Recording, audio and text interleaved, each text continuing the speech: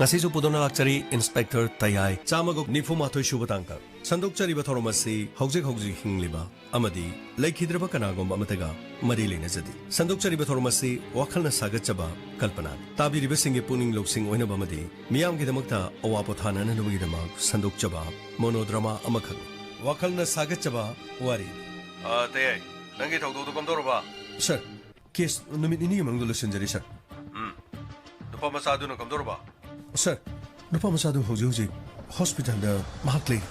Kari khudong thiningai lerige. Sir, khudong thibadi hoji makide haibang amde adubu imung manung na haibadadi doctor go unaba matamda hana dagi khara fare haibasin. Fare. Aduga mara lerba makoi mari ado makoi dagi phagalak ko nongmai makoi gi gari ningthi jena phajalaga thamaga sar situ bajana thangalo. License kan paiba singse kya anamata adre tawrisi. Kaisu na taba thogdo mogesu hekta mong nongmai ne ka. Lekai yum thang na bagi khana chaina ba hoba lam yena bagi sunung mai season ba imung manung khana bagi sunung mai season ba ado nongmai do phajal banatro sir nongmai su phajan jare gari su phajan jare aduga makhu su khoi gi custody da pun bog le aduga sir makhu ne su samsa gi marhab du loini yar yamna fare te ningti jana sar si thang kalaga court ta che sing adu lang kalaga court appear ko charak to makhu log jo bata re na mani sir fare case solution rawadi miyam pormonane license kan pai basing na mi haning bada halena ai khoi ge mayok to khabar da kharino wa ngang ma yam horobani ne pare dudi ai thamage marak ta khoi ge soyaram ta leitrabo honoko fagni sir rajen sir wa hong pong golo rabani na court to putolo ba matung da makoi ge maral ge matung ina dan di phang jaba bani laibuk phabadagi nupa masadu sibadi si hodri adubu Rajen, sar sida duning tijani gedaban. Nupa masadu si hodre haduna makoi irai laina case astigi nan thokpa ya dana mukuna gedaban. Fagni sir. Aduga Rajen. Borot ki makong do sopudu gamdore. Sir, magi makong do sopudu nongmai maruduna kek ki bakaktan. Yamna thuduk pudi kudong tininga leit. Dressing toro matungda loko basu manungda dum leit. Yamna fare. Ai sunga sidi yum dam da satke station si nang na khari ging silma tare ne ko fani sir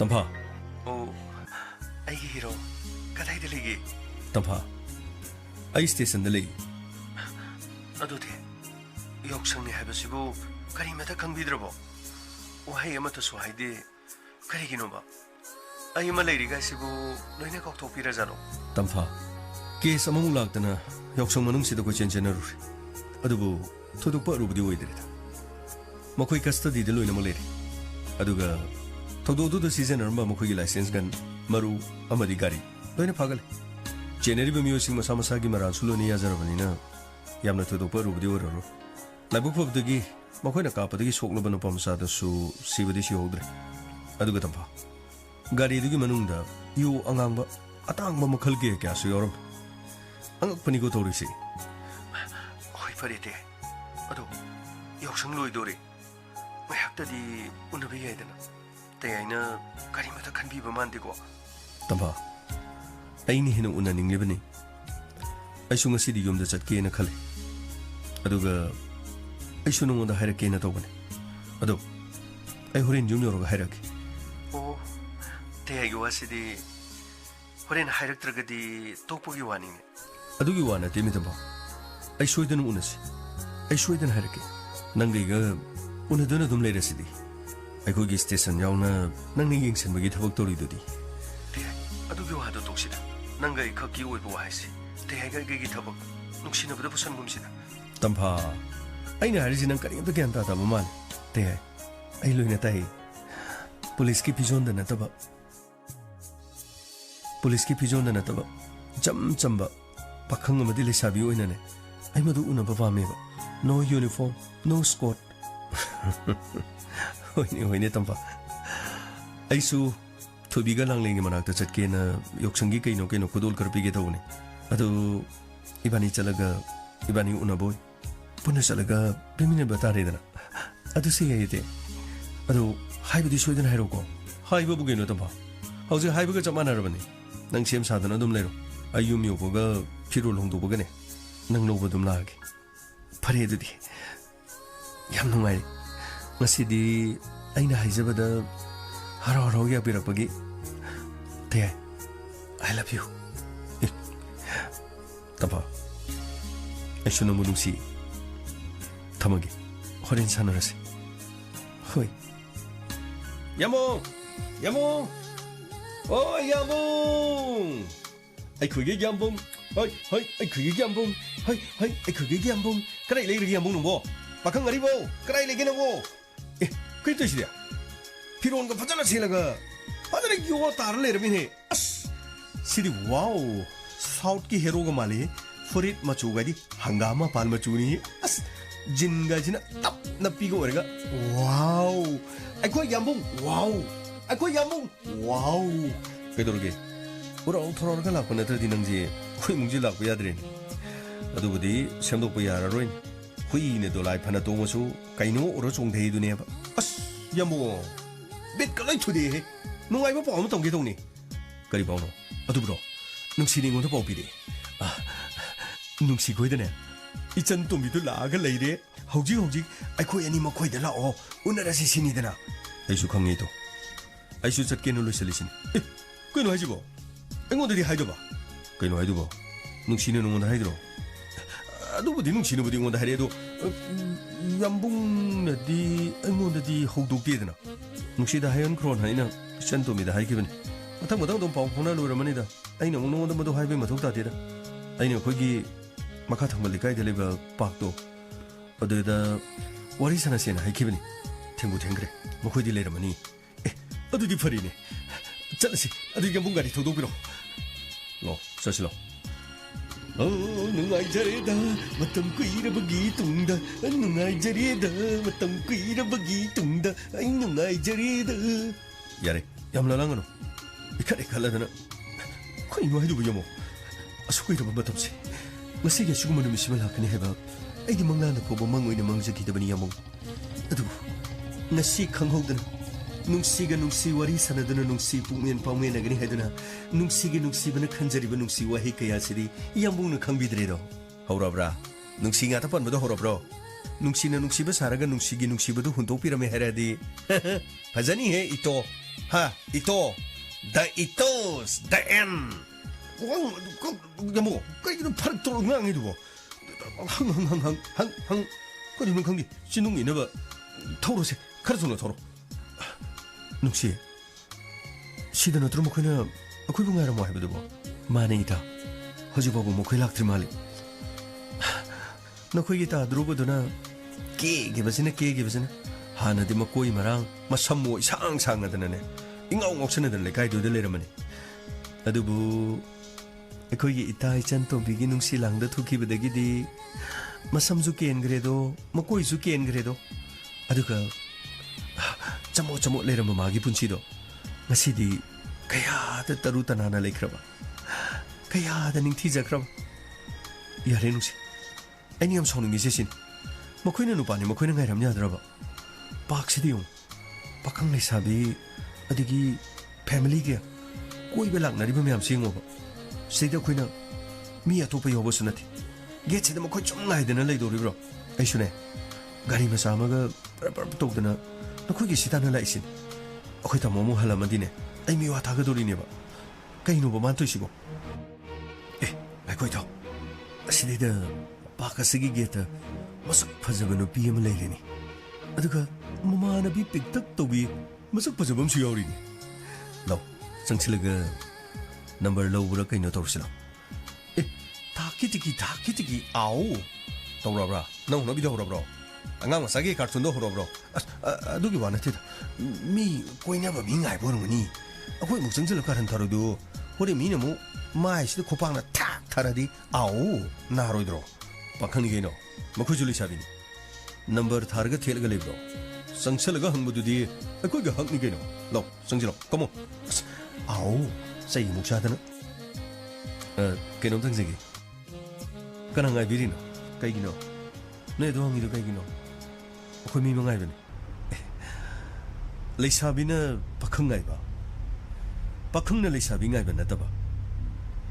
ꯍꯣꯏ ꯍꯧꯖꯤꯛ ꯃꯇꯝꯁꯤꯒꯤ ꯆꯠꯅꯕꯤꯅꯤ ꯍꯥꯏꯇꯥꯔꯦ ꯑꯣꯟꯊꯣꯛꯅ ꯇꯣꯟꯅꯁꯨ ꯈꯪꯅꯈ꯭ꯔꯕ ꯅꯨꯡꯁꯤꯅꯈ꯭ꯔꯕ ꯍꯥꯏꯗꯨ ꯇꯥꯔꯦ ꯃꯐꯝ ꯑꯁꯤꯗ ꯑꯩꯈꯣꯏꯒ ꯈꯪꯅꯕ ꯇꯥꯔꯒꯗꯤ ꯑꯩꯈꯣꯏꯅ ꯑꯗꯨꯝ ꯉꯥꯏꯖꯔꯝꯒꯅꯤ ꯑꯗꯣ ꯃꯇꯝꯁꯨ ꯁꯣꯏꯖꯔꯣꯏ ꯌꯥꯎꯁꯪꯁꯨ ꯌꯥꯎꯁꯪꯅꯤ ꯑꯕꯤꯔ ꯈꯤꯇ ꯇꯩꯖꯒꯦꯗꯅ ꯍꯦ ꯉꯥꯎꯁꯤꯟꯅꯅ ꯆꯠꯂꯣ ꯍꯧꯖꯤꯛ ꯃꯇꯝꯗꯅꯦ ꯅꯈꯣꯏꯅ ꯇꯧꯔꯤꯕ ꯃꯑꯣꯡꯗꯣ ꯌꯥꯝ ꯆꯠꯅꯗ꯭ꯔꯕꯅꯤ ꯆꯠꯊꯣꯛ ꯑꯩ ꯆꯠꯂꯣ ꯑꯩꯈꯣꯏꯁꯨ ꯃꯤ ꯃꯉꯥꯏꯕꯅꯤ ꯆꯠꯂꯣ ꯉꯁꯥꯏ ꯂꯩꯁꯨ ꯃꯑꯣꯡ ꯒꯥꯏꯗꯤ ꯏꯃꯟꯃꯟꯗꯅ ꯀꯩ ꯑꯃꯣꯡꯒꯤ ꯇꯥꯏꯞꯅꯤꯅꯦ ꯆꯤꯛꯀꯦꯇ ꯇꯧꯕꯩ ꯋꯥꯅꯤꯅꯦ ꯑꯗꯣ ꯑꯕꯤꯔ ꯑꯗꯨ ꯇꯩꯍꯟꯅꯤꯡꯗ꯭ꯔꯒꯅ ꯌꯥꯎꯁꯪꯁꯤ ꯊꯣꯛꯀꯅꯨ ꯌꯨꯝꯗꯒꯤ ꯃꯄꯥꯟ ꯊꯣꯛꯄꯤꯒꯅꯨ ꯌꯨꯝꯗ ꯑꯗꯨꯝ ꯇꯨꯃꯤꯟꯅ ꯂꯩꯕꯤꯌꯨ ꯌꯥꯎꯁꯪ ꯃꯅꯨꯡꯅꯤ ꯍꯥꯏꯕꯒꯤ ꯇꯥꯊꯣꯠꯂꯕꯤ ꯃꯥꯏꯊꯣꯡ ꯑꯗꯨꯗ ꯃꯆꯨ ꯃꯆꯨꯒꯤ ꯑꯕꯤꯔꯁꯤ ꯃꯥꯏꯗ ꯇꯩꯖꯒꯦ ꯍꯥꯏꯕꯩ ꯋꯥꯅꯤ ꯑꯇꯩ ꯃꯇꯝꯗꯗꯤ ꯑꯩꯈꯣꯏꯁꯨ ꯀꯩꯁꯨ ꯍꯥꯏꯕ ꯅꯠꯇꯦꯗ ꯁꯤ ꯇꯩꯍꯟꯅꯤꯡꯗ꯭ꯔꯒꯅ ꯌꯨꯝꯗꯒꯤ ꯃꯄꯥꯟ ꯊꯣꯛꯄꯤꯒꯅꯨ ꯁꯛ ꯐꯖꯕꯤ ꯒ꯭ꯌꯥꯟ ꯇꯥꯕꯤꯔꯤꯀꯣ ꯑꯗꯨ ꯅꯝꯕꯔ ꯑꯝꯇ ꯄꯤꯔꯣ ꯃꯦꯁꯦꯖ ꯊꯥꯅꯁꯤ ꯑꯗꯨꯗꯒꯤ ꯋꯥꯠꯁꯑꯦꯞꯇꯒꯤꯗꯤ ꯐꯣꯇꯣ ꯊꯥꯅꯕ ꯑꯗꯨꯗꯒꯤꯗꯤ ꯃꯊꯪ ꯅꯪꯒꯤꯁꯨ ꯑꯩꯒꯤꯁꯨ ꯅꯪꯒꯤꯁꯨ ꯅꯣꯏꯁꯤ ꯃꯤ ꯌꯥꯝ ꯎꯁꯤꯠꯇꯕ ꯑꯣꯏꯔꯣ ꯍꯥ ꯑꯩꯈꯣꯏꯁꯨ ꯅꯨꯄꯤꯅꯤ ꯀꯥꯏꯅ ꯅꯣꯏꯁꯤ ꯃꯤ ꯌꯥꯝ ꯎꯁꯤꯠꯇꯕꯩ ꯋꯥꯔꯕ ꯑꯗꯨꯒꯨꯝꯕ ꯀꯔꯤꯝ ꯂꯩꯇꯦ ꯊꯥꯕꯜ ꯊꯤꯡꯂꯝꯗ꯭ꯔꯕꯗꯤ ꯅꯨꯡꯁꯤꯕꯤ ꯅꯪꯒꯤ ꯈꯨꯖꯦꯡ ꯄꯥꯏꯖꯔꯒ ꯅꯨꯃꯤꯗꯥꯡꯗ ꯊꯥꯕꯜ ꯆꯣꯡꯃꯤꯟꯅꯕ ꯌꯥꯕꯅꯤ ꯑꯗꯨ ꯂꯣꯏꯅ ꯇꯣꯛꯈ꯭ꯔꯒ ꯁꯦꯜꯐꯤ ꯑꯃꯇ ꯂꯧꯁꯤꯁꯤ ꯁꯦꯜꯐꯤ ꯑꯃꯇꯪ ꯂꯧꯍꯧꯔꯕꯗꯤ ꯍꯌꯦꯡ ꯊꯦꯡꯅꯔꯕꯁꯨ ꯀꯥꯎꯅꯗꯅꯕ ꯂꯝꯕꯤꯗ ꯅꯣꯡꯃ ꯊꯦꯡꯅꯈꯤꯕꯗꯣ ꯍꯥꯏꯅꯕ ꯑꯗꯨꯒ ꯅꯝꯕꯔ ꯄꯤꯔꯒꯗꯤ ꯑꯩꯈꯣꯏꯅ ꯀꯥꯞꯆꯔꯤꯕ ꯐꯣꯇꯣꯁꯤꯁꯨ ꯅꯈꯣꯏꯒꯤ ꯐꯣꯟꯗ ꯇꯤꯡ ꯍꯦꯛꯇ ꯀꯥꯞꯁꯟꯖꯔꯒꯦ ꯅꯈꯣꯏꯒꯤꯁꯤꯕꯨ ꯌꯥꯝꯅ ꯎꯁꯤꯠꯇꯕꯒꯤ ꯋꯥꯔꯕ ꯅꯈꯣꯏ ꯇꯥꯒꯦꯅ ꯇꯥꯕꯅꯤ ꯍꯧꯖꯤꯛꯀꯤ ꯃꯇꯝꯗ ꯑꯗꯨꯝꯅ ꯅꯨꯄꯤ ꯂꯛꯅꯕꯗꯣ ꯆꯠꯅꯗ꯭ꯔꯕꯅꯤ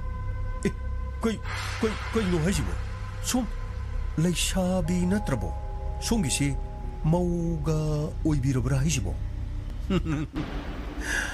ꯃꯤꯅ ꯂꯛꯅꯍꯟꯅꯤꯡꯗ꯭ꯔꯗꯤ ꯌꯨꯝꯗ ꯂꯩꯕꯤꯌꯣ ꯃꯧꯅ ꯂꯩꯁꯥꯕꯤ ꯁꯥꯔꯒ ꯀꯔꯤꯒꯤꯅꯣ ꯂꯝꯕꯤ ꯁꯣꯔꯣꯛꯇ ꯆꯠꯄꯤꯔꯤꯗꯨꯕꯣ ꯑꯗꯨ ꯑꯣꯏꯔꯒꯗꯤ ꯆꯦꯜꯂꯨꯕ ꯑꯣꯏꯔꯝ ꯇꯥꯔꯦ ꯆꯦꯜꯂꯨꯕ ꯑꯣꯏꯔꯒ ꯃꯇꯝ ꯉꯥꯏꯅꯕ ꯅꯠꯇ꯭ꯔꯒ ꯂꯨꯍꯣꯡꯕ ꯁꯨꯝ ꯇꯣꯛꯈꯤꯕ ꯑꯣꯏꯔꯒ ꯑꯗꯨ ꯑꯣꯏꯔꯗꯤ ꯑꯔꯣꯟꯕ ꯁꯣꯏꯗꯅ ꯂꯩꯔꯝꯒꯅꯤ ꯑꯗꯣꯝꯒꯤ ꯑꯔꯣꯟꯕ ꯂꯩꯔꯒꯗꯤ ꯑꯩꯁꯨ ꯑꯗꯣꯝꯒꯤ ꯑꯔꯣꯟꯕ ꯑꯣꯏꯖꯒꯦ ꯔꯦꯁꯇꯨꯔꯦꯟꯗ ꯎꯅꯁꯤ ꯑꯍꯥꯎ ꯑꯊꯨꯝ ꯀꯌꯥ ꯆꯥꯃꯤꯟꯅꯕꯒ ꯂꯣꯏꯅꯅ ꯏꯁꯩ ꯁꯛꯃꯤꯟꯅꯕ ꯑꯗꯨꯒ ꯔꯦꯁꯇꯨꯔꯦꯟꯗꯁꯨ ꯅꯪ ꯑꯩꯇꯒꯤ ꯑꯣꯏꯕ ꯐꯤल्म ꯑꯗꯨꯒꯨꯝꯕ ꯐꯤल्म ꯀꯌꯥꯁꯨ ꯅꯝꯃꯤꯟꯅꯁꯤ ꯀꯔꯤ ꯍꯥꯏꯒꯦ ꯒꯨꯅꯥ ꯃꯥꯅꯤ ꯑꯥꯎ ꯅꯨꯄꯤꯁꯤꯅ ꯈꯨꯄꯥꯛꯅ ꯁꯣꯏꯗꯅ ꯊꯥꯔꯛꯄ ꯇꯥꯔꯦ ꯅꯪꯒꯤꯁꯦ ꯑꯩ ꯌꯥꯝ ꯎꯁꯤꯠꯇꯕꯩ ꯋꯥꯅꯤ ꯉꯁꯥꯏ ꯃꯈꯩ ꯅꯪꯅ ꯉꯥꯡꯂꯤꯕꯁꯤꯡꯁꯦ ꯄꯨꯛꯅꯤꯡ ꯑꯁꯤꯗ ꯊꯃꯣꯏ ꯑꯁꯤꯗ ꯃꯆꯦꯠ ꯑꯃꯠꯇ ꯆꯪꯉꯨ ꯌꯥꯗꯦ ꯎꯁꯤꯠ ꯊꯑꯣꯏꯗꯅ ꯉꯥꯡꯂꯤꯕ ꯑꯗꯨꯒꯤꯗꯃꯛꯇꯗꯤ ꯎꯁꯤꯠ ꯊꯑꯣꯏꯗꯅ ꯉꯥꯡꯂꯤꯕꯗꯣ ꯃꯗꯨꯒꯤꯗꯃꯛꯇ ꯍꯦ ꯅꯨꯄꯤ ꯅꯪꯒꯨꯝꯕꯅ ꯑꯩꯉꯣꯟꯗꯁꯨ ꯈꯨꯠ ꯊꯥꯔꯦ ꯅꯪꯒꯤꯁꯦ ꯅꯪ ꯌꯥꯝꯅ ꯂꯤꯡꯕꯩ ꯋꯥꯅꯤꯅꯦ ꯅꯪ ꯌꯥꯝꯅ ꯂꯤꯡꯕꯩ ꯋꯥꯅꯦꯕ ꯄꯥꯛ ꯑꯁꯤꯗ ꯃꯐꯝ ꯑꯁꯤꯗ ꯅꯪꯕꯨ ꯀꯅꯥꯅ ꯀꯟꯒꯅꯤ ꯑꯩꯁꯦ ꯕꯦꯂꯥ ꯍꯥꯏꯈ꯭ꯔꯗꯤ ꯂꯣꯏꯔꯕꯅꯤ ꯂꯥꯎ ꯅꯈꯨꯠ ꯊꯥꯗꯣ ꯂꯥꯎ ꯁꯦ ꯅꯈꯨꯠꯇ ꯄꯤꯔꯣ ꯁꯦ ꯅꯈꯨꯠꯇ ꯄꯤꯔꯣ ꯊꯥꯗꯣ ꯍꯥꯏꯔꯒ ꯊꯥꯗꯣ 이센도비씨 타도 시 가나 레비게 아이게 이마나 이센도비씨 파도래 아무도 간비요 에이 구나 가나노 이제 좀 단칼리지 가나노 구나 이제 좀 뚱뚱이 단칼리지 가나노 아우 베라 아이가 잘 하이드로 너비도 까란 다루노나 어서 강디에 누파 왕자오보면 난 단가 그래 아도 너에게 놀래이노 짱절로 그 틴절로 누파체 틴절로 허이 틴게 헤이 타도 아우 아야야야야 야방제 야방제 그래 헤이 마니토이 낭가 놈 영레이도 게이노 아이 당칼리바 미시 마니토이 아이 당칼리바 미시 나 과연 이 장들 풀어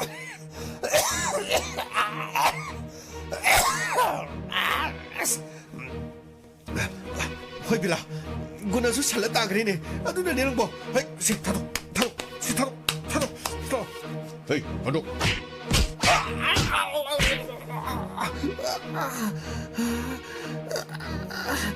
그랑도 까오래 Ai kana no khongra ai kana no khongra oi nang ak shum du paire ga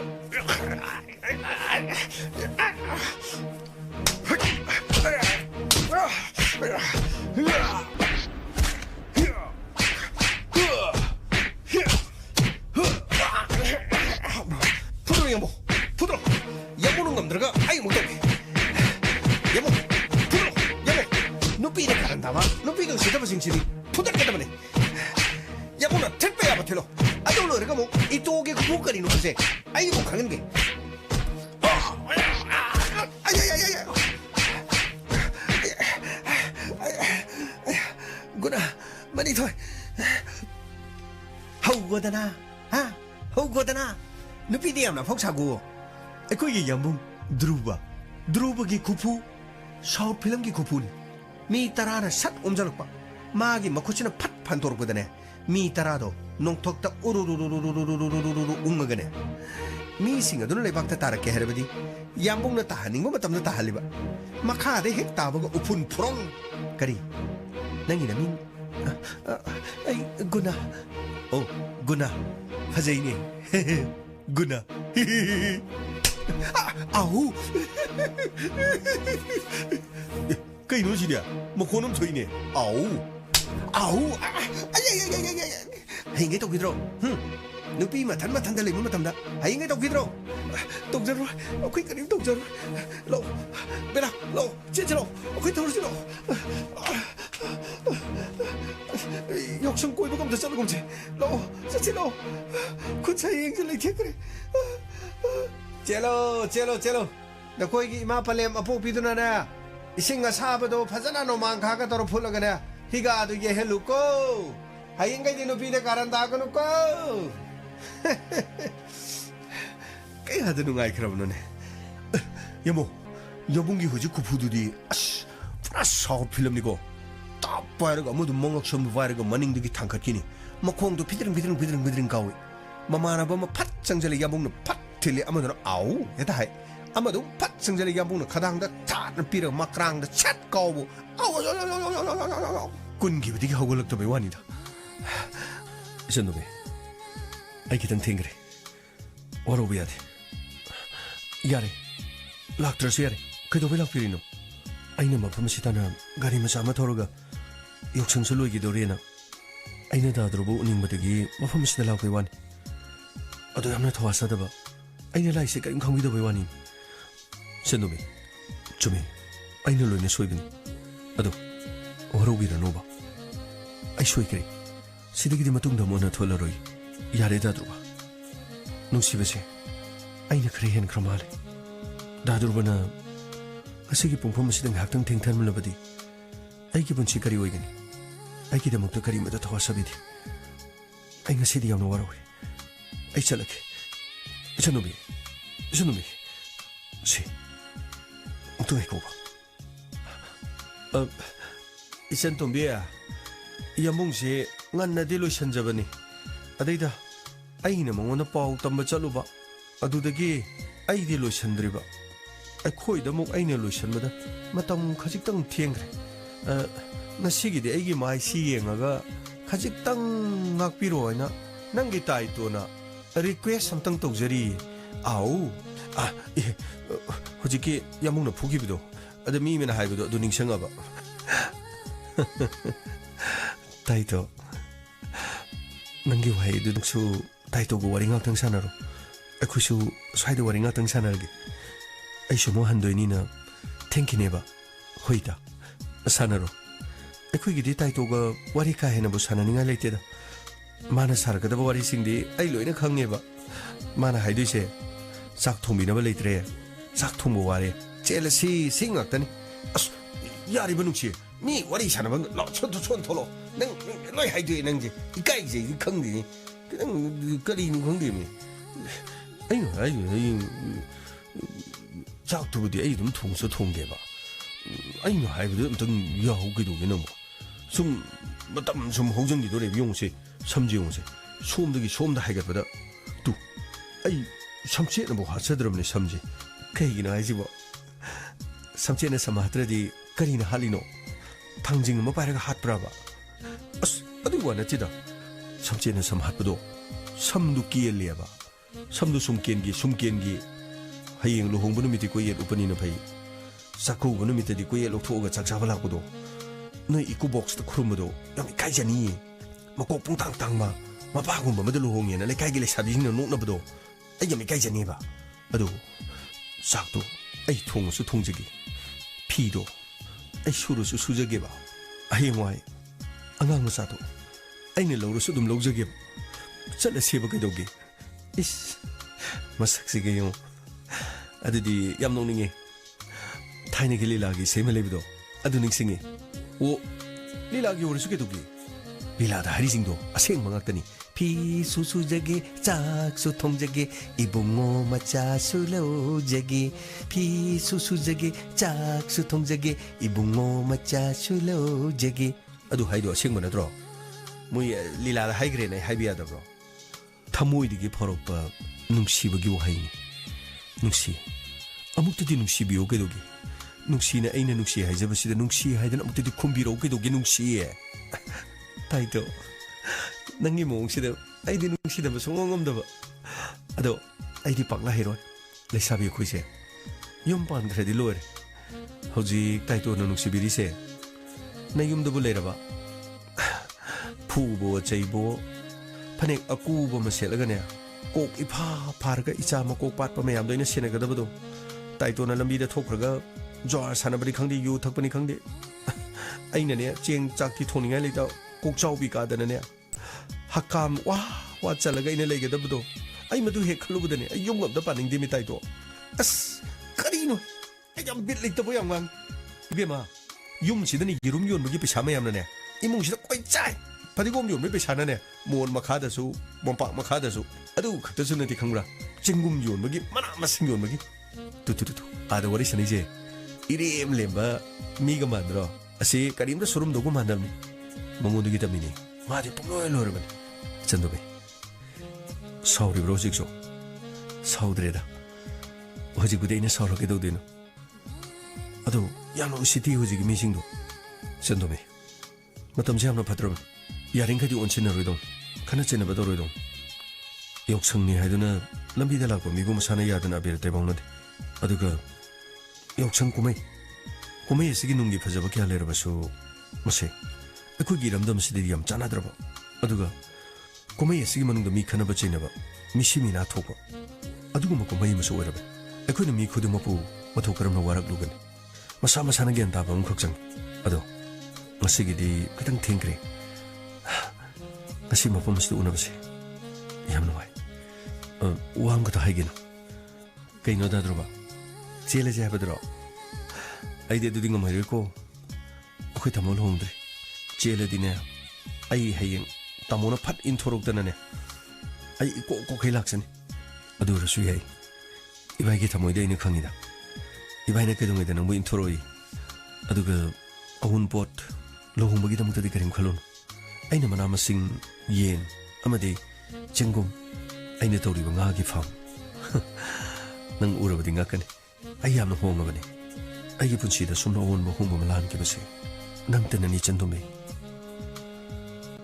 ꯑꯩꯅ ꯒ꯭ꯌꯥꯟ ꯇꯥꯔꯛꯄꯗꯒꯤ ꯏꯃꯥ ꯃꯁꯛ ꯈꯪꯂꯛꯇꯦ ꯏꯃꯥꯒꯤ ꯅꯨꯡꯁꯤꯕꯁꯨ ꯈꯪꯂꯛꯇꯦ ꯃꯗꯨꯅ ꯃꯔꯝ ꯑꯣꯏꯔꯒ ꯑꯩꯅ ꯀꯌꯥꯗ ꯉꯥꯎꯁꯤꯟꯅꯗꯨꯅ ꯂꯩꯔꯨꯔꯕ ꯑꯗꯨꯕꯨ ꯅꯪꯕꯨ ꯍꯦꯛ ꯎꯔꯨꯕ ꯃꯤꯀꯨꯞ ꯑꯗꯨꯗꯒꯤ ꯑꯩꯒꯤ ꯄꯨꯟꯁꯤ ꯑꯑꯣꯟꯕ ꯑꯣꯏꯍꯟꯈꯤ ꯗꯥꯗ꯭ꯔꯣꯕꯥ ꯑꯩ ꯂꯣꯏꯅ ꯈꯪꯉꯤ ꯅꯪꯅ ꯑꯩꯕꯨ ꯅꯨꯡꯁꯤꯕ ꯑꯗꯣ ꯑꯩꯅ ꯅꯨꯡꯁꯤꯕꯁꯨ ꯈꯪꯕꯤꯌꯣ ꯑꯩꯈꯣꯏ ꯇꯥꯃꯣꯅ ꯌꯥꯗꯕ ꯊꯕꯛꯇꯤ ꯑꯩ ꯑꯃꯠꯇ ꯇꯧꯕ ꯄꯥꯝꯗꯦ ꯑꯗꯨꯅꯅꯦꯕ ꯑꯗꯣ ꯉꯁꯤꯗꯤ ꯊꯦꯡꯈ꯭ꯔꯦ ꯑꯩ ꯆꯠꯅꯕ ꯇꯧꯒꯦ ꯅꯪꯅ ꯈꯔ ꯉꯟꯅ ꯂꯥꯛꯑꯗꯤ ꯈꯔ ꯉꯟꯅ ꯎꯅꯕ ꯌꯥꯕ ꯐꯔꯦꯅꯦ ꯑꯩ ꯅꯨꯡꯁꯤꯁꯨ ꯌꯨꯝꯗ ꯊꯤꯜꯂꯝꯃꯒ ꯅꯪꯕꯨꯁꯨ ꯅꯈꯣꯏꯒꯤ ꯊꯣꯡꯒꯥꯟ ꯐꯥꯎꯕ ꯊꯤꯟꯕ ꯇꯥꯔꯦ ꯀꯩꯒꯤꯅꯣ ꯗꯥꯗ꯭ꯔꯣꯕꯥ ꯑꯩ ꯑꯗꯨꯝ ꯆꯠꯈꯤꯒꯦ ꯌꯥꯅꯤꯌꯦ ꯑꯩꯈꯣꯏ ꯇꯥꯃꯣ ꯆꯣꯡꯃ ꯍꯜꯂꯗꯤ ꯊꯦꯡꯅꯔꯗꯤ ꯕꯦꯔꯥ ꯀꯥꯅꯦꯕ ꯑꯗꯨꯒꯤꯗꯤ ꯀꯩꯁꯨ ꯈꯜꯂꯨꯅꯨ ꯍꯧꯖꯤꯛꯀꯗꯁꯨ ꯃꯤ ꯈꯟꯅꯈꯤꯕꯅꯤꯅ ꯂꯝꯕꯤꯗ ꯑꯃꯨꯛ ꯂꯩꯔꯝꯂꯕꯗꯤ ꯑꯩꯒꯤ ꯄꯨꯛꯅꯤꯡꯁꯤꯅ ꯅꯨꯡꯉꯥꯏꯇ꯭ꯔꯦ ꯍꯣꯏ ꯐꯔꯦ ꯅꯨꯡꯁꯤ ꯆꯠꯁꯤꯔꯣ ꯃꯇꯝꯁꯦ ꯌꯥꯗ꯭ꯔꯦ ꯑꯩ ꯑꯃꯨꯛ ꯆꯠꯇꯣꯏꯅꯤꯅ ꯑꯩꯈꯣꯏꯗꯤ ꯂꯣꯏꯔꯦ ꯋꯥꯔꯤ ꯁꯥꯟꯅꯕ ꯂꯥꯛꯑꯣ ꯌꯦꯡꯉꯣ ꯑꯩꯈꯣꯏꯒꯤꯗꯤ ꯋꯥꯔꯤꯁꯦ ꯍꯥꯃꯨꯅꯤ ꯎꯅꯕꯒꯤ ꯀꯔꯤꯝ ꯀꯥꯟꯅꯗꯦ ꯍꯥꯟꯅꯒꯤ ꯐꯤꯕꯝꯗ ꯑꯗꯨꯝ ꯂꯩ ꯏꯇꯣ ꯅꯪꯒꯤꯗꯤ ꯆꯦꯜꯂꯁꯦ ꯍꯥꯏꯕ ꯑꯣꯏꯔꯝꯒꯅꯤꯅꯦ ꯑꯗꯩꯗꯤ ꯌꯥꯗꯕ ꯑꯣꯏꯔꯝꯒꯅꯤ ꯑꯦ ꯌꯥꯃꯨꯡꯒꯤꯗꯤ ꯌꯥꯕ꯭ꯔꯣ ꯌꯥꯃꯨꯡꯅ ꯍꯥꯏꯗꯨꯕꯨ ꯌꯥꯃꯨꯡꯒꯤꯗꯤ ꯌꯥꯕ꯭ꯔꯕ ꯆꯞ ꯃꯥꯟꯅꯩ ꯑꯩꯒꯤꯁꯨ ꯌꯥꯗꯦ ꯂꯥꯛꯑꯣ ꯊꯦꯡꯈ꯭ꯔꯦ ꯏꯆꯟꯇꯣꯝꯕꯤꯁꯦ ꯌꯨꯝ ꯐꯥꯎꯕ ꯊꯤꯜꯂꯨꯗꯣꯏꯅꯤ ꯆꯠꯁꯤ ꯂꯥꯛꯑꯣ ꯅꯨꯡꯁꯤ ꯍꯥꯟꯅ ꯊꯤꯜꯂꯝꯃꯁꯤ ꯍꯣꯏ ꯆꯠꯂꯁꯤ ꯂꯥꯛꯑꯣ ꯇꯦ ꯊꯣꯏꯕꯤꯒ ꯂꯥꯡꯂꯦꯡꯒꯁꯦ ꯌꯥꯝꯅ ꯅꯨꯡꯁꯤꯀꯣ ꯇꯝꯐꯥ ꯌꯥꯝꯅ ꯅꯨꯡꯁꯤ ꯃꯈꯣꯏ ꯑꯅꯤꯕꯨ ꯑꯩꯅ ꯑꯩꯒ ꯄꯣꯛꯃꯤꯟꯅꯗꯦ ꯍꯥꯏꯗꯨꯅ ꯃꯤꯀꯨꯞ ꯑꯃꯇ ꯈꯟꯕ ꯉꯝꯗꯦ ꯑꯩꯒ ꯍꯦꯛ ꯄꯣꯛꯃꯤꯟꯅꯕ ꯑꯩꯒꯤ ꯏꯆꯟꯅꯨꯄꯤꯅꯦꯅ ꯈꯜꯂꯤ ꯑꯗꯨꯗꯤ ꯊꯣꯏꯕꯤꯁꯤ ꯗꯣꯛꯇꯔ ꯄ꯭ꯔꯦꯝꯆꯥꯟꯒ ꯑꯃ ꯂꯨꯍꯣꯡꯕꯤꯔꯕ ꯑꯗꯨꯒ ꯏꯆꯟꯇꯣꯝꯕꯤꯁꯤ ꯀꯃꯥꯏꯅ ꯇꯧꯗꯣꯏꯅꯣ ꯀꯩꯒꯤꯅꯣ ꯇꯕ ꯅꯍꯥꯟꯃꯨꯛꯇꯤ ꯇꯦꯅ ꯍꯥꯏꯗꯥꯏꯅꯦ ꯏꯆꯟꯇꯣꯝꯕꯤ ꯍꯥꯟꯅ ꯍꯣꯡꯉꯒ ꯑꯩꯈꯣꯏꯅ ꯃꯊꯪ ꯍꯣꯡꯁꯦꯅ ꯑꯗꯨ ꯀꯃꯥꯏꯅ ꯇꯧꯕꯅꯣꯕ ꯑꯗꯨꯅꯦ ꯇꯕ ꯏꯆꯟꯇꯣꯝꯕꯤꯒꯤ ꯃꯐꯝ ꯑꯃ ꯈꯪꯉꯒ 이반에게서 ꯍꯣꯏꯗ ꯑꯩꯅ ꯁꯨꯝ ꯄꯪꯂꯥꯡꯗ ꯂꯥꯡꯕꯁꯤꯗ ꯇꯦꯌꯥꯏꯅ ꯑꯩꯁꯦ ꯌꯥꯝꯅ ꯈꯠꯄ ꯂꯥꯡꯕ ꯏꯔꯥꯡ ꯌꯥꯝ ꯇꯧꯕ ꯃꯥꯜꯂꯝꯃꯅꯤ ꯅꯨꯡꯁꯤꯅꯕ ꯍꯥꯏꯕꯁꯤꯗꯁꯨ ꯏꯔꯥꯡ ꯌꯥꯎꯔꯤꯅꯤ ꯅꯪꯅ ꯇꯧꯔꯤꯕ ꯄꯨꯝꯅꯃꯛꯇꯣ ꯑꯩ ꯂꯣꯏꯅ ꯈꯪꯉꯤ ꯑꯩꯅ ꯅꯉꯣꯟꯗ ꯐꯠꯇꯅ ꯈꯟꯕ ꯑꯃꯠꯇ ꯂꯩꯇꯦ ꯑꯗꯨꯗꯤ ꯑꯩꯅ ꯇꯦꯌꯥꯏꯁꯦ ꯁꯨꯝ ꯅꯨꯡꯁꯤꯔꯤꯁꯤ ꯀꯩꯒꯤꯅꯣ ꯈꯪꯗꯦ ꯀꯤꯕꯒꯤ ꯑꯣꯏꯖꯥꯠꯂꯣ ꯅꯠꯇꯦ ꯀꯩꯁꯨ ꯇꯦꯌꯥꯏ ꯅꯨꯃꯤꯠ ꯑꯃ ꯑꯣꯏꯔꯤꯉꯩꯗꯒꯤ ꯇꯝꯐꯥꯅ ꯅꯨꯡꯁꯤꯔꯛꯈꯤꯕꯗꯨ ꯀꯥꯎꯔꯕꯣ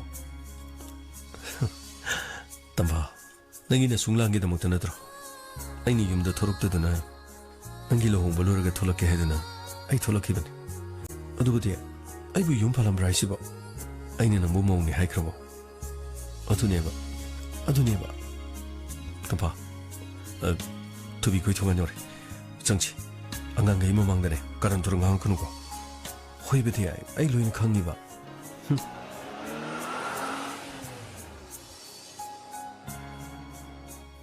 ꯂꯥꯛꯑꯣ ꯀꯨꯝꯁꯤꯂꯣ ꯊꯣꯏꯕꯤ ꯂꯥꯡꯂꯦꯟ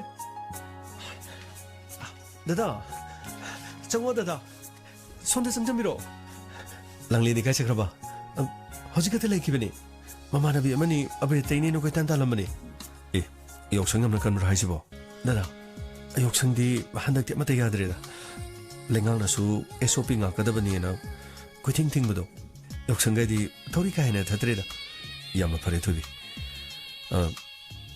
ꯇꯝꯐꯥ ꯂꯥꯎ ꯀꯥꯈꯠꯁꯤ ꯂꯥꯎ ꯍꯣꯏ ꯇꯦ ꯊꯣꯏꯕꯤ ꯂꯥꯡꯂꯦꯟꯗꯁꯨ ꯂꯥꯛꯇꯤ ꯐꯗꯧꯅꯤ ꯂꯥꯛꯇꯤ ꯂꯥꯛꯑꯅꯤ ꯁ꯭ꯋꯥꯏꯗ ꯌꯥꯝ ꯅꯛꯅ ꯂꯩꯈꯤꯕꯅꯤ ꯑꯩꯈꯣꯏ ꯂꯥꯏꯁꯦ ꯌꯥꯎꯁꯪꯒꯤ ꯂꯥꯛꯄꯅꯤ ꯌꯥꯎꯁꯪ ꯃꯩ ꯊꯥꯕ ꯅꯨꯃꯤꯠꯇꯁꯨ ꯂꯥꯛꯄ ꯅꯪꯗ꯭ꯔꯕ ꯑꯗꯒꯤ ꯀꯦꯁ ꯑꯃꯅꯤꯁꯨ ꯑꯗꯨꯝ ꯂꯥꯛꯁꯜꯂꯕ ꯑꯗꯨꯗꯒꯤ ꯀꯦꯁꯇꯨꯒꯤ ꯑꯃꯨꯛ ꯀꯣꯏꯆꯦꯟ ꯆꯦꯟꯕꯗ ꯃꯇꯝꯁꯦ ꯊꯦꯡꯗꯣꯛꯈ꯭ꯔꯦ ꯑꯦ ꯂꯥꯡꯂꯦꯟ ꯂꯥꯛꯑꯦ ꯂꯥꯡꯂꯦꯟ ꯗꯗꯥ ꯅꯪꯕꯨ ꯌꯥꯎꯁꯪ ꯊꯣꯛꯄ꯭ꯔꯣ ꯅꯪꯕꯣ ꯊꯣꯛꯇꯦꯗ ꯗꯗꯥ 이만하비 ꯑꯃꯅꯤ ꯂꯥꯛꯄ ꯑꯗꯨꯒ ꯑꯕꯦꯔꯇꯩꯅꯦꯅ ꯀꯣꯏꯇꯥꯟ ꯇꯥꯟꯕ ꯑꯗ ꯑꯩꯅ ꯑꯃꯨꯛ ꯑꯁꯥꯏꯗ ꯂꯣꯠꯂꯨꯕꯅꯦ ꯑꯗ ꯒꯥꯔꯤ ꯑꯃ ꯂꯥꯛꯄꯗꯨꯗ ꯗꯗꯥ ꯂꯥꯛꯄ ꯃꯥꯜꯂꯦꯅ ꯆꯪꯉꯛꯏꯅꯦ ꯑꯣ ꯂꯥꯛꯑꯣ ꯀꯥꯈꯠꯂꯣ ꯗꯗꯥꯒꯤ ꯃꯅꯥꯛꯇ ꯂꯥꯛꯑꯣ ꯍꯣꯏ ꯗꯗꯥ ꯁꯦ ꯑꯩ ꯋꯥꯍꯩꯒꯦ ꯌꯥꯎꯁꯪ ꯍꯥꯏꯔꯤꯕ ꯀꯨꯝꯍꯩꯁꯤꯕꯨꯗꯤ ꯐꯕ ꯌꯥꯎꯁꯪꯁꯦ ꯄꯥꯡꯊꯣꯛꯏꯕ ꯃꯤꯁꯤꯡꯁꯦ ꯃꯁꯤꯁꯦ ꯋꯥꯈꯜ ꯇꯥꯔꯛꯇꯕ ꯑꯗꯨꯅ ꯐꯖꯈ꯭ꯔꯕ ꯀꯨꯝꯍꯩ ꯑꯗꯣ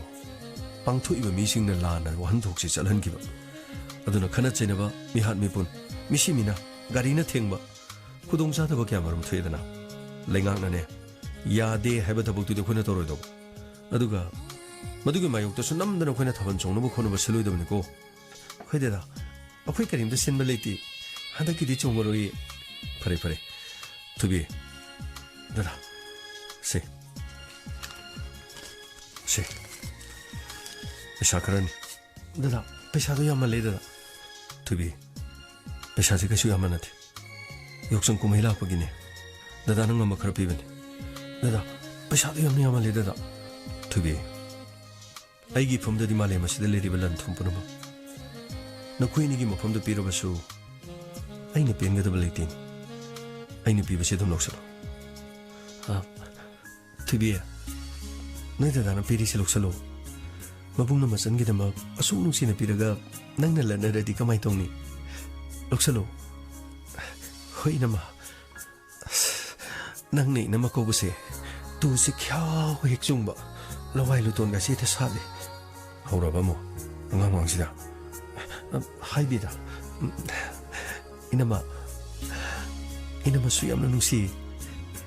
Data suyam na nungsi.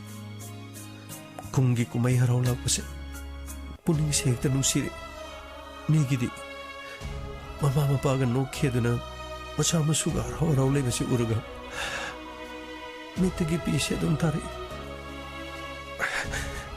ado ba inama ay giso ay giibong layrikan doon na ay nanok sariban nasidi ay nokan ay giibaga pa bunga litrabaso ay ibong mamalaya doon na masidi no ka ni.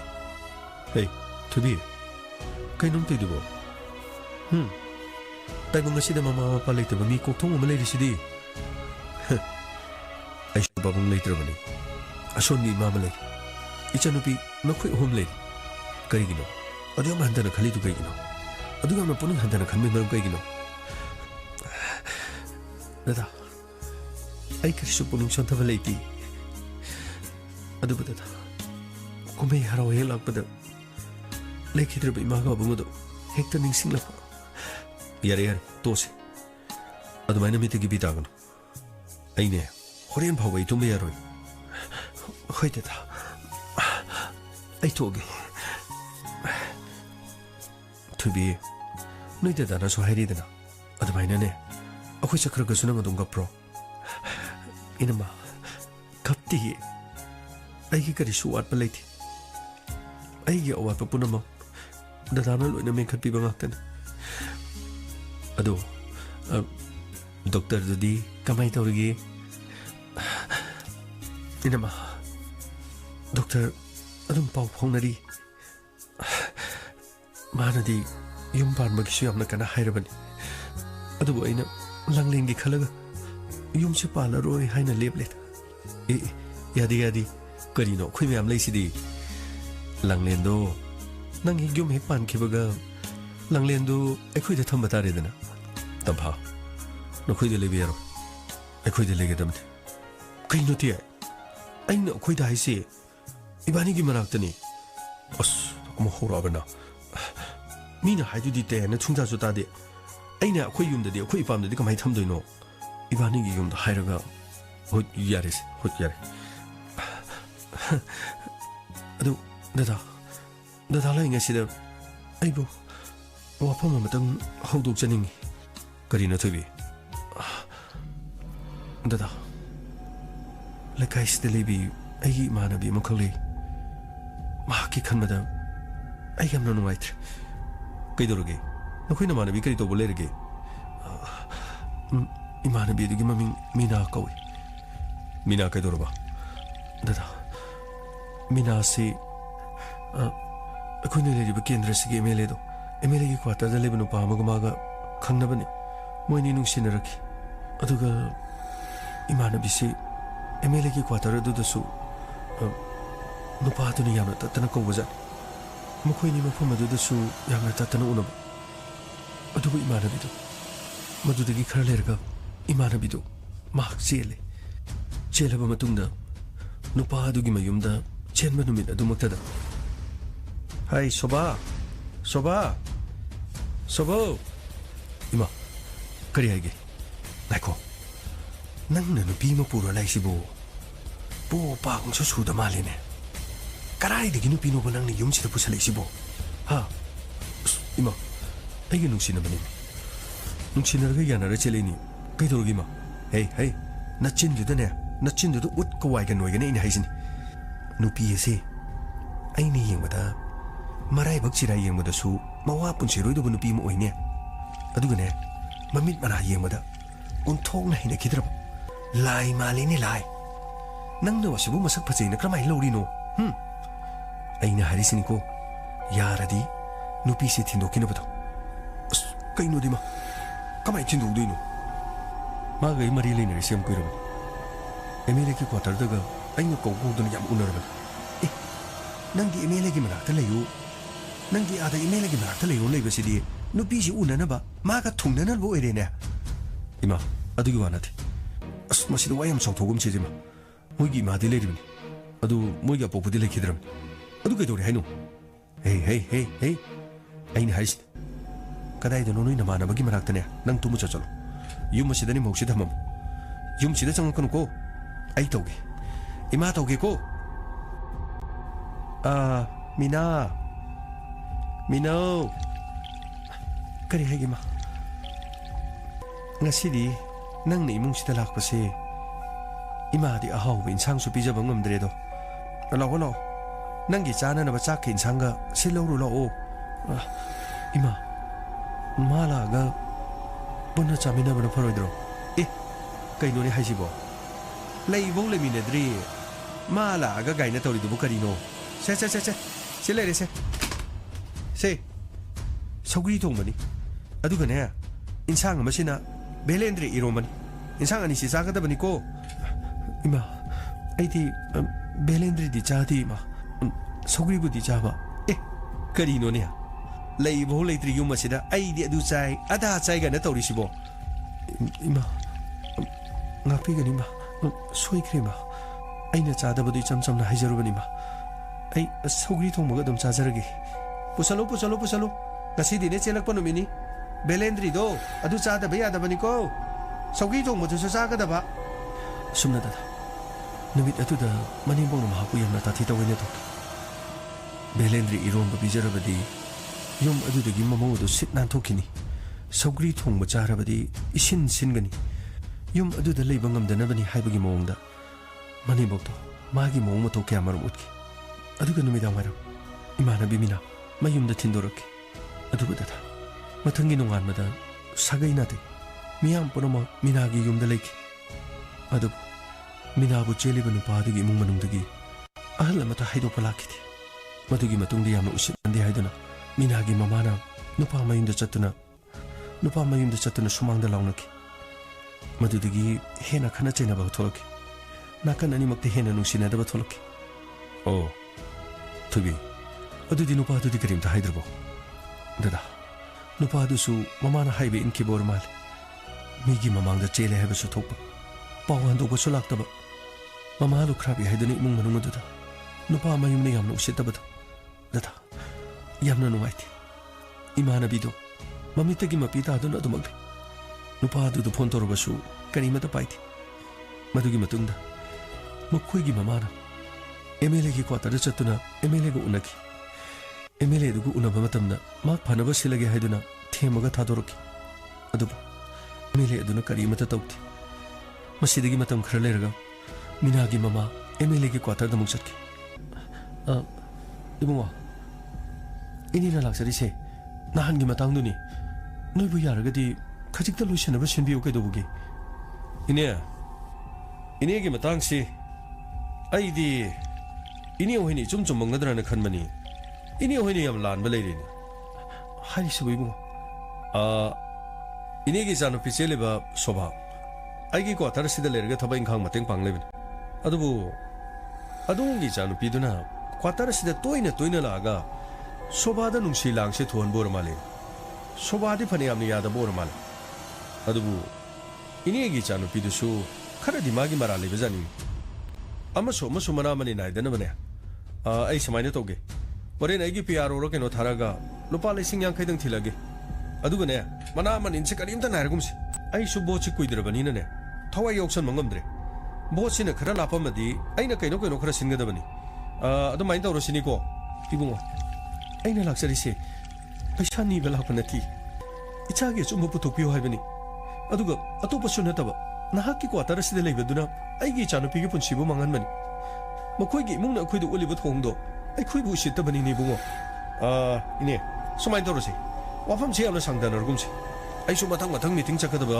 अदुगा केंद्रगी मफम क्यादा चकदबा लेबा यारगदी नेने यारगदी कोना हाइनरसे हौजिकी दै लुपा लिसिंग यांखैदंग आई हापके अदुगा boat का लोरगदी अइना अदुगने आई लिसिंग यांखै Matang हापंगनबा होनरके हौजिकी योबिरो असुमनदा मिनागी ममाबसु मफम अदुदे MLA ना याम ताथी तवइना तोरके मसिबु करी तौबा यागे तोबी अदुगमना चावब थौदो अमा थोलगा तुमिना लेबंगनादे तसेनमकी मीनागी वफमसिना सेंगबोरबदी आइनगी मतेंग अदुम लौबी नदा आइनगी मतेंग हाइबदी आइनगी मतेंग हाइबदी police station दा लो थोलिबा थौदोदुगी मतंगदा complain अमा मरिक चुमना इगदबा मसिगी मतुंगदा महाकपु चेलगा इमुंग मनुना थोइरक्त्रे अमदी नुपा अदुना तुमिना लेसंख्रे हाइबगी केस अमा पानगदबा मदुगी केस अदुगी मतुंगदा अखोइना थेनगदबा सोइदनबगी नंगी नमानबी उरबदी होरेला हेंगला अईगी लाक्ता पुरगलो अचुंबा करिनो अरानबा करिनो हाइबदुदी खंगदोंना होनबा ताबनी अदुगा थौदोसी क्याम कुइरबा थौदोक्सी यावसंग ममांगदा थोकपनी अदुदी माना करिगी तुमिना लेरिनो ददा मखोइ कनामता मखोइगी चिनबिनबा लेति अदुगा एमएलए की मिगो ओइबदुदा करी करी तोरकदगे हादुना मखोइ तुमिना दुमंग लेरबनी थबी एमएलए हाइबा लेति मंत्री हाइबा लेति मदो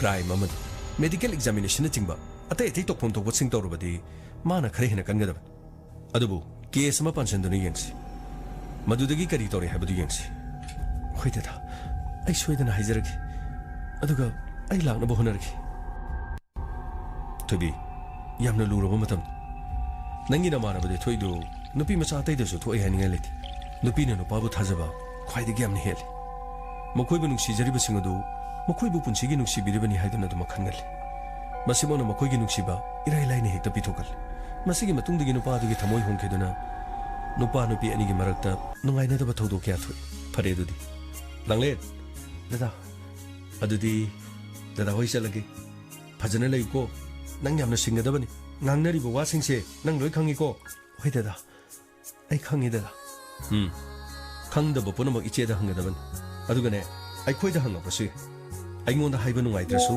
si nakhoigi na namada haigadaba yare ko te ai kedurge te ai na nakhoi inama harapado kaino matawi hauraba na mo haurabra kaino te आई नंगा साहेबदी साउगिदाइने अदुगा तेना नोइ इनमा हाइदाइने होजे यारेसे यारे तोसे थोबी अदुदी अखोइ मुक चलुखिगे को होइदेदा आई सोइदना लांगना होनरगे इनमा अखोइ लेहरगे को थोबी फजना लयु लांगलेन खोइ चलुखिगे को इनमा चलुखिगे bye bye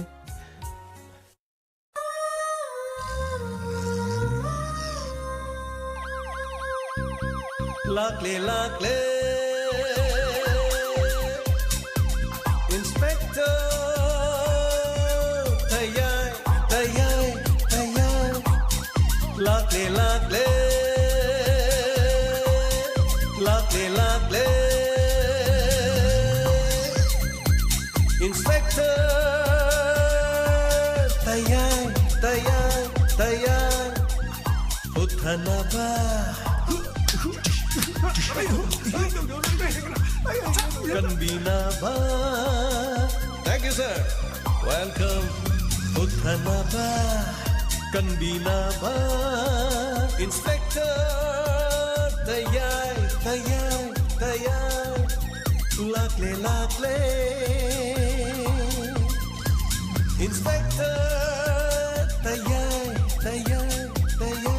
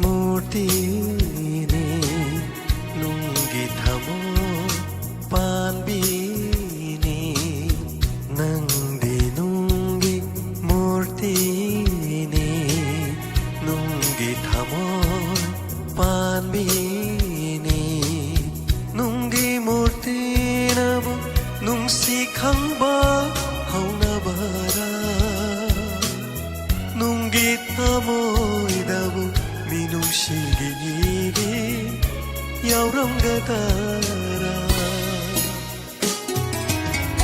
nangdi nunggi murtini nunggi thamon panbini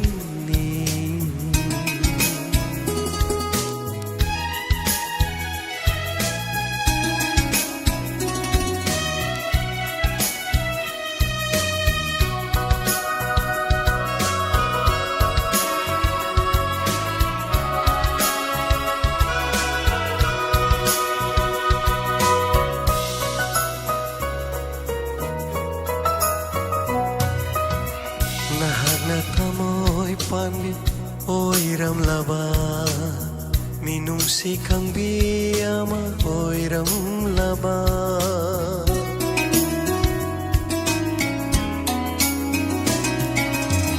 Nahagna tamoy panli oiram laba minung sikang biyama oiram laba Asuk wajaram loy aigi punsi asuk wajaram loy aigi punsi miku matasu nokcharam gani miku matasu nokcharam gani nungshi baidamat wajaram loy nungshi baidamat kapcharam loy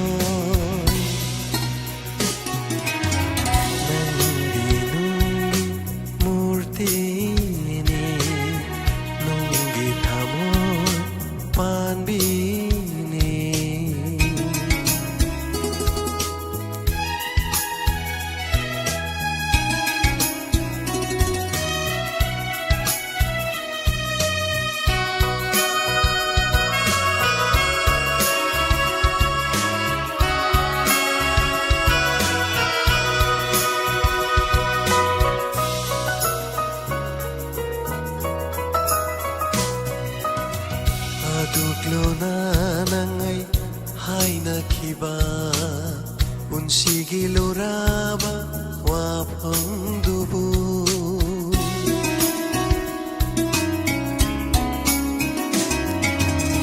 Aduklo na nangay hay nakiba unsigi loraba wapang dubu karigino nang na kai halliba karigino nang na kai halliba thamoy pandebo taklam libara thamoy pandebo taklam libara masibu nungsibagi hauna sara masibu nungsibagi hauna sara